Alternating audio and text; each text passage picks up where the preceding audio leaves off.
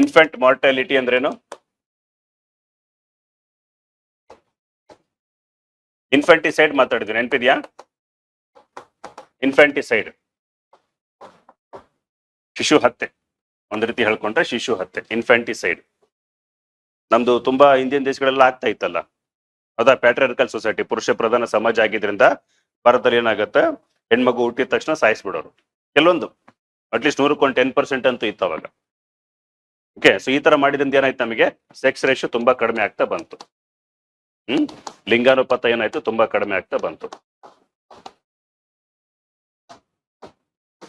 Okay, infanticide ಅಂದ್ರೆ ಒಂದ್ ಮಗು ಹುಟ್ಟಿದ್ಮೇಲೆ ಅದು ಹೆಣ್ಣು ಅಂತ ಗೊತ್ತಾದ್ಮೇಲೆ ಸಾಯಿಸಿದಾಗ ಶಿಶು ಹತ್ಯೆ ಅಂತ ಕರಿತೀವಿ. ಓಕೆ, ಅದೇ ರೀತಿ ಫೋರ್ಟಿಸೈಡ್ ಅಂದ್ರೆ ಭ್ರೂಣ ಹತ್ಯೆ.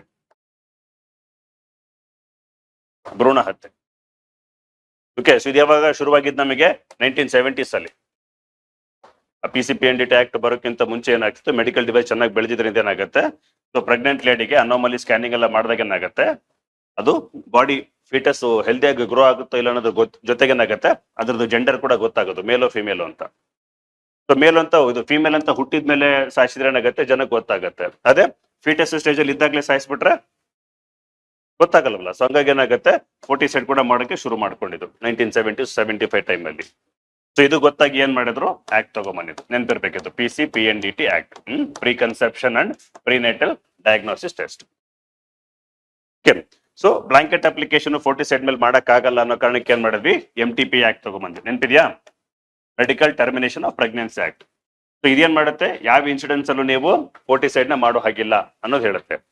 MTP ಆಕ್ಟ್ ಏನ್ ಹೇಳುತ್ತೆ, ಯಾವ ಸರ್ಕಮ್ಸ್ಟೆನ್ಸಸ್ ಅಲ್ಲಿ ನೀವು ಯು ಕ್ಯಾನ್ ಗೋ ಫಾರ್ ಫೋರ್ಟಿಸೈಡ್, ಹೌದಾ? ಯಾವ ಸಮಯದಲ್ಲಿ ಭ್ರೂಣ ಹತ್ಯೆ ಮಾಡ್ಬೋದು ಅಂತ ಹೇಳೋದಕ್ಕೂ ಕೆಲವೊಂದು ಇನ್ಸಿಡೆನ್ಸ್ ಬೇಕಾಗತ್ತಲ್ಲ, ಹೌದಾ? ಸೊ ಮಗು ಏನಾಗುತ್ತೆ, ಬ್ರೈನ್ ಡೆವಲಪ್ಮೆಂಟ್ ಸರಿಯಾಗಿಲ್ಲ, ಫಿಸಿಕಲಿ ಮೆಂಟಲಿ ವೀಕ್ ಆಗಿದೆ, ಹುಟ್ಟಿದ್ಮೇಲೆ ಕೂಡ ಅದು ಲೈಫ್ ಲಾಂಗ್ ಬರ್ಡನ್ ಪೇರೆಂಟ್ಸ್ಗೆ ಅಂದ್ರೆ ಅಂತ ಟೈಮಲ್ಲಿ you can go for foeticide, abortion ಹೋಗ್ಬೋದು. ಓಕೆ, ಅಥವಾ ಮಗು ಹುಟ್ಟಿದ್ಮೇಲೆ ಏನಾಗುತ್ತೆ, ಡಿಸೀಸ್ ಇಂದ ಬಳಲ್ತಾ ಇರುತ್ತೆ, ಅದಕ್ಕೆ ಲೈಫ್ ಸ್ಪ್ಯಾನ್ ತುಂಬಾ ಕಡಿಮೆ ಇದೆ, 6 ತಿಂಗಳು 1 ವರ್ಷ, ಅಂತ ಟೈಮಲ್ಲೂ ಕೂಡ ಅವರು ಆ ಪ್ರೆಗ್ನೆನ್ಸಿನ ಕ್ಯಾರಿ ಮಾಡೋದು ಬೇಡ ಅನ್ಸ್ದಾಗ್ಲೂ ಕೂಡ you can go for abortion. ಓಕೆನಾ? ತಿನ್ಬಿಟ್ರೆ ರೇಪ್ ಇನ್ಸಿಡೆನ್ಸ್ ಅಲ್ಲಿ ರೇಪ್ ವಿಕ್ಟಿಮ್ಸ್ ಏನಾದ್ರು ಡಿನೈ ಮಾಡಿದ್ರೆ ಏನಾಗುತ್ತೆ, ಅವಾಗ್ಲೂ ಕೂಡ you can go for the abortion, ಹೌದಾ? ಸೊ ಇವಿಷ್ಟು ಇನ್ಸಿಡೆನ್ಸಸ್ ಇತ್ತು.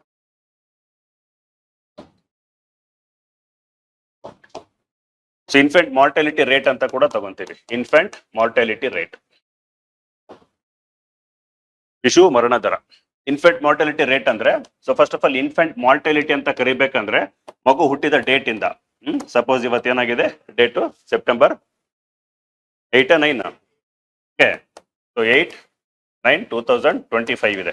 ಈ ಡೇಟ್ ಇಂದ with in next 1 year, okay, before completing the 1 year, 8/9/2026 ಬರೋದ್ರೊಳಗಡೆ ಏನಾದ್ರೂ ಮಗು ಸತ್ರೆ ಅವಾಗ ಅದನ್ನ ಇನ್ಫೆಂಟ್ ಮಾರ್ಟಾಲಿಟಿ ರೇಟ್ ಅಂತ ಕರಿತೀವಿ.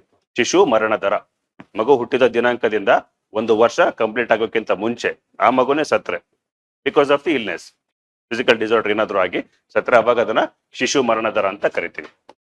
ಶಿಶು ಮರಣ ದರ, infant mortality rate. So date ಗೊತ್ತಿರಬೇಕು, ಏನು, before completing the 1 year from the date of its birth, ಮಗು ಹುಟ್ಟಿದ ದಿನಾಂಕದಿಂದ 1 ವರ್ಷದ ಒಳಗಡೆ ಸತ್ರೆ ಏನಂತ ಕರಿತೀವಿ, ಶಿಶು ಮರಣ ದರ, ಇನ್ಫೆಂಟ್ ಮಾರ್ಟಾಲಿಟಿ ರೇಟ್.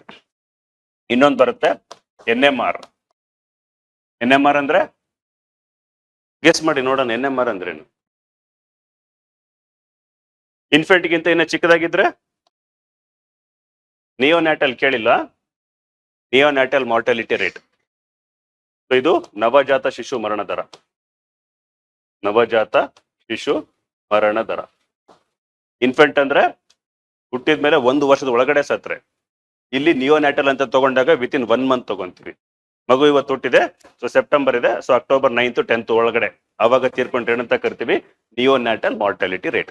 ಎರಡಕ್ಕೂ ಡಿಫ್ರೆನ್ಸ್ ಇದೆ ತಾನೆ, ಹೌದಾ? ಸೊ ಬಿಫೋರ್ ಕಂಪ್ಲೀಟಿಂಗ್ 1 year, 1 ವರ್ಷ 1 ತಿಂಗಳಾಯ್ತು, 2 ತಿಂಗಳಾಯ್ತು, 3 ತಿಂಗಳಾಯ್ತು, ಬಟ್ 1 ತಿಂಗಳು ದಾಟಿದ್ಮೇಲೆ ಅದನ್ನ ಏನಂತ ಕನ್ಸಿಡರ್ ಮಾಡ್ತೀವಿ, ಇನ್ಫೆಂಟ್ ಅಂತ ಕನ್ಸಿಡರ್ ಮಾಡ್ತೀವಿ. 1 ತಿಂಗಳು ಒಳಗಡೆ ಇದ್ದಾಗ ನಿಯೋನ್ಯಾಟಲ್, ನವಜಾತ ಶಿಶು ಮರಣ ದರ. ಸೊ ಇದು ಯಾವ ತರ ಸಿಂಪ್ಟಮ್ಸ್ ಅಲ್ಲಿ ಬರುತ್ತಂದ್ರೆ ಸರ್ಕಮ್ಸ್ಟೆನ್ಸಸ್, ಸೊ ಮಗು ಏನಾಗುತ್ತೆ, ಒಂದು ಪ್ರೀ ಮೆಚೂರ್ ಬರ್ತ್ ಕೂಡ ಆಗುತ್ತೆ. 6-7 ತಿಂಗಳು ಕೆಲವೊಂದು ಮಕ್ಕಳು ಏನಾಗ್ತವೆ, ಹುಟ್ಟುತ್ತವೆ. 9 ತಿಂಗಳಲ್ಲ, ಬರೀ 7-8 ತಿಂಗಳಿದ್ದಾಗಲೇ ಹುಟ್ಟುತ್ತವೆ. ಸೊ ಅವಾಗ ಏನಾಗುತ್ತೆ, ಫೀಟಸ್ ಏನೋ ಸರಿಯಾಗಿ ಗ್ರೋ ಆಗಿರೋದಿಲ್ಲ. ಸೊ ಹೊರಗಡೆ ಬಂದ ತಕ್ಷಣ ಏನಾಗುತ್ತೆ, ರೆಸ್ಪಿರೇಷನ್ಗೆಲ್ಲ ಕಷ್ಟ ಆಗ್ಬೋದು. ಅವಾಗ ಎಷ್ಟೊಂದು ಆಕ್ಸಿಜನ್ ಎಲ್ಲ ಕೊಟ್ಟು ICUಗಳೆಲ್ಲ ಇಟ್ಟಿರ್ತಾರೆ, ಆ ಟೈಮಲ್ಲಿ ಬದುಕೋಕ್ಕಾಗದೆ ಇರ್ಬೋದು. ಅವಾಗ ಸತ್ರ ಏನಾಗುತ್ತೆ ನಿಯೋನ್ಯಾಟಲ್ ಅಂತ ಕನ್ಸಿಡರ್ ಮಾಡ್ಕೊಂತೀವಿ. ಓಕೆ, ಇವನ್ನೆಲ್ಲ ಪರ್ 1000ಗೆ ತಗೊಂತೀವಿ. ಇನ್ಫೆಂಟ್ ಮಾರ್ಟಾಲಿಟಿ ಆದ್ರೂ ಕೂಡ ಪರ್ 1000. ಈ ವರ್ಷ 2025 ಇದೆ. ಈ ವರ್ಷದಲ್ಲಿ ಎಷ್ಟು ಮಕ್ಕಳು ಹುಡ್ತಾರಲ್ಲ ಆ 1000 ಮಕ್ಕಳಲ್ಲಿ ಎಷ್ಟು ಜನ ಸತ್ರು ಬಿಫೋರ್ ಕಂಪ್ಲೀಟಿಂಗ್ 1 year ಸತ್ರ ಅದನ್ನ ಇನ್ಫೆಂಟ್ ಮಾರ್ಟಾಲಿಟಿ ರೇಟ್ ಅಂತ ಹೇಳ್ತೀವಿ. ಅದು ಪರ್ 1000 ಅಲ್ಲಿ ತಗೊಂತೀವಿ. ನಿಯೋನ್ಯಾಟಲ್ ಮಾರ್ಟಾಲಿಟಿ ರೇಟ್ ಕೂಡ ಪರ್ 1000 ಅಲ್ಲಿ ತಗೊಂಡು, ಇದು ಇಯರ್ಲಿ ಬೇಸಿಸ್. ಓಕೆನಾ? ಇವೆಲ್ಲ ಏನಾಗುತ್ತೆ ಇವಾಗ ಲೆಸ್ ದನ್ 100 ಇದೆ ನಮಗೆ. ಲೆಸ್ ದನ್ 100 ಪರ್ 1000ಗೆ ಲೆಸ್ ದನ್ 100 ಅಲ್ಲಿ ಇದೆ. 50, 60, 70 ಈ ತರ ವೇರಿಯೇಷನ್ಸ್ ಬರುತ್ತೆ. ನೆಕ್ಸ್ಟ್ ಬರೋದು MMR. MMR ಅಂದ್ರೆ ಮ್ಯಾಟರ್ನಲ್ ಮಾರ್ಟಾಲಿಟಿ ರೇಟ್ ಇದು. ಓಕೆ, ತಾಯಂದಿರ ಮರಣ ದರ. ಓಕೆ, ತಾಯಂದಿರ ಮರಣ ದರ. ಓಕೆ, ಮ್ಯಾಟರ್ನಲ್ ಮಾರ್ಟಾಲಿಟಿ ರೇಟ್ ಏನಿದು? ಮ್ಯಾಟರ್ನಲ್ ಮಾರ್ಟಾಲಿಟಿ ರೇಟ್ ಅಂದ್ರೆ ಏನ್ ಬರುತ್ತೆ? ಗರ್ಭಿಣಿ ಸ್ತ್ರೀಯರು ಹೆರಿಗೆ ಸಮಯದಲ್ಲಿ ಎಷ್ಟು ಜನ ಸಾಯ್ತಾರಲ್ಲ ಅದನ್ನ ಹೇಳೋದು. ಓಕೆ, ಬಟ್ ಇದನ್ನೆಲ್ಲ ಏನ್ ಮಾಡ್ತೀವಿ? ಪರ್ ಲ್ಯಾಕ್ ಅಲ್ಲಿ ತಗೊಂತೀವಿ. ಪರ್ ಲ್ಯಾಕ್ 1 ಲಕ್ಷ ಜನರಲ್ಲಿ ಎಷ್ಟು ಜನ ಸಾಯ್ತಾರೆ ಅನ್ನೋದು. ಇವೆಲ್ಲ ಮುಂಚೆ ತುಂಬಾ ಜಾಸ್ತಿ ಇದ್ವು. ಮೋರ್ ದೆನ್ 100,000 ವರ್ಗೂ ಇತ್ತು. 1000 ಜನನು ಸಾಯೋರು.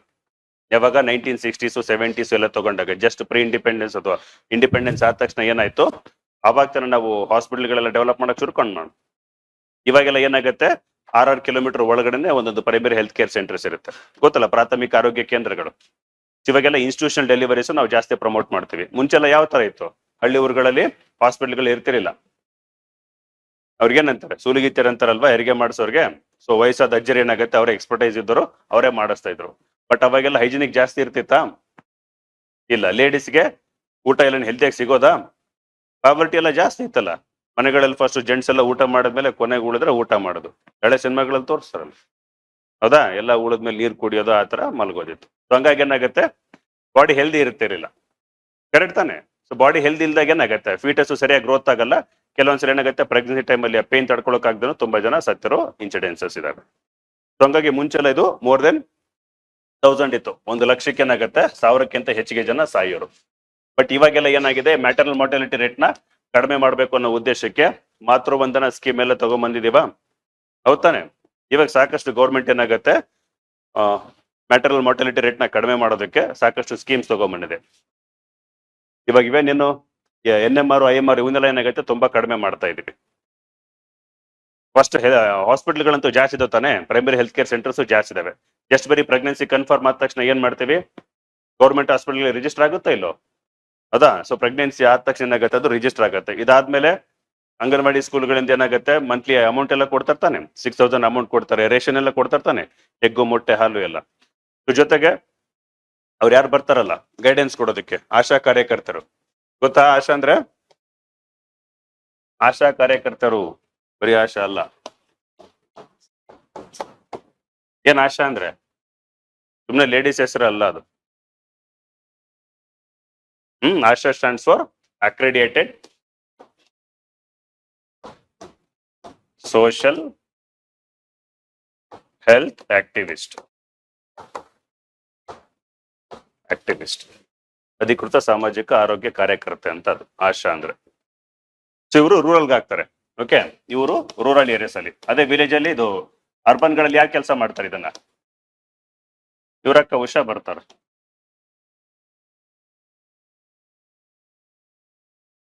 ಅರ್ಬನ್ ಸೋಷಿಯಲ್ ಹೆಲ್ತ್ ಆಕ್ಟಿವಿಸ್ಟ್ ಅದು ಆಶಾ ಉಷಾ, ಲೇಡೀಸ್ ಎಲ್ಲ. ಸೊ ಆಶಾ ಕಾರ್ಯಕರ್ತರು ಏನಾಗುತ್ತೆ, ಗ್ರಾಮೀಣ ಪ್ರದೇಶ ಇರ್ತಕ್ಕಂಥ ಎಲ್ಲ ಗರ್ಭಿಣಿ ಮಹಿಳೆಯರಿಗೆ ಏನ್ ಮಾಡ್ತಾರೆ, ಸೊ ಪ್ರೆಗ್ನೆನ್ಸಿ ಕನ್ಫರ್ಮ್ ಆದ ತಕ್ಷಣ ಫಸ್ಟ್ ಅವ್ರಿಗೆ ಹೋಗ್ಬಿಟ್ಟು ಬಾಡಿ ಎಲ್ಲ ಹೆಲ್ತ್ ಚೆಕ್ಅಪ್ ಮಾಡ್ಬಿಟ್ಟು ಬ್ಲಡ್ ಪ್ರೆಷರ್ ಅವೆಲ್ಲ ಚೆನ್ನಾಗಿದೆಯಾ ಇಲ್ಲೋ, ಅವ್ರು ಏನೇನು ಅನಿಮಿಕಿಂದ ಬಳಲ್ತಾ ಇರ್ತಾರಲ್ಲ, ಸೊ ರಕ್ತಹೀನತೆ ಕೊಡ್ತಾ ಇದ್ರೆ ಸೊ ಅದಕ್ಕೆ ಏನೇನ್ ಬೇಕು, ಫೋಲಿಕ್ ಆಸಿಡ್ ಟ್ಯಾಬ್ಲೆಟ್ಸ್ ಎಲ್ಲ ತಗೊಳ್ಳೋದು ಹೇಳ್ತಾರೆ. ನ್ಯೂಟ್ರಿಷಸ್ ಫುಡ್ ಡಯಟ್ ಯಾವ ತರ ಇರಬೇಕು, ಏನ್ ಕೆಲಸ ಮಾಡ್ಬೇಕು ಮಾಡಬಾರ್ದು ಪ್ರತಿಯೊಂದು ಹೇಳ್ತಾ ಹೋಗ್ತಾರೆ. ಸೊ ಸ್ಟಾರ್ಟಿಂಗ್ ಇಂದಾನೆ ಅದನ್ನ ಗೈಡ್ ಮಾಡ್ಕೊಂತ ಬಂದ್ರೆ ಏನಾಗುತ್ತೆ, ಹುಟ್ಟೋ ಮಗು ಹೆಲ್ದಿಯಾಗಿ ಹುಟ್ಟುತ್ತೆ. ಕರೆಕ್ಟ್ ತಾನೆ? ಹುಟ್ಟಿದ್ಮೇಲೆ ಅದು ರೋಗ ಇದೆ ಅಂತ ಗೊತ್ತಾದ್ರೆ ಮತ್ತೆ ಗೌರ್ಮೆಂಟಿಗೆ ಬರ್ಡನ್ ತಾನೆ. ಹುಟ್ಟೋ ಮಕ್ಳ ತಾನೆ ದೇಶಕ್ಕೆ ಅಸೆಟ್ಟು. ಅವೇ ರೋಗದಿಂದ ಹುಟ್ಟಿದ್ರೆ ಏನ್ ಬಂತು? ಸೊ ಡಿಸೀಸ್ ಬಂದ ಮೇಲೆ ಕ್ಯೂರ್ ಮಾಡೋಕ್ಕೆ ಅಂತ ಪ್ರಿವೆನ್ಷನ್ ಟೈಮಲ್ಲಿ ಅಥವಾ ಹುಟ್ಟೋ ಮಕ್ಳು ಹೆಲ್ದಿಯಾಗಿ ಹುಟ್ಲಿ ಅಂತ ಏನ್ ಮಾಡ್ತಾರೆ, ಸೊ ಅವರಿಗೆಲ್ಲ ಚೆನ್ನಾಗಿ ಮೆಡಿಸಿನ್ಸ್ ಟ್ಯಾಬ್ಲೆಟ್ಸ್ ಎಲ್ಲ ಕೊಟ್ಟು ಅವರು ಹೆಲ್ದಿಯಾಗಿ ಬೆಳೆಯೋ ತರ ಮಾಡ್ತಾರೆ. ಕರೆಕ್ಟ್ ತಾನೆ? ಸೊ ಹಂಗಾಗಿ ಏನಾಗಿದೆ, ಇವಾಗ ನಮಗೆ MMR ತುಂಬಾ ಕಡಿಮೆ ಆಗಿದೆ. Maternal mortality rate less than 100 ಇದೆ ಅಷ್ಟೇ.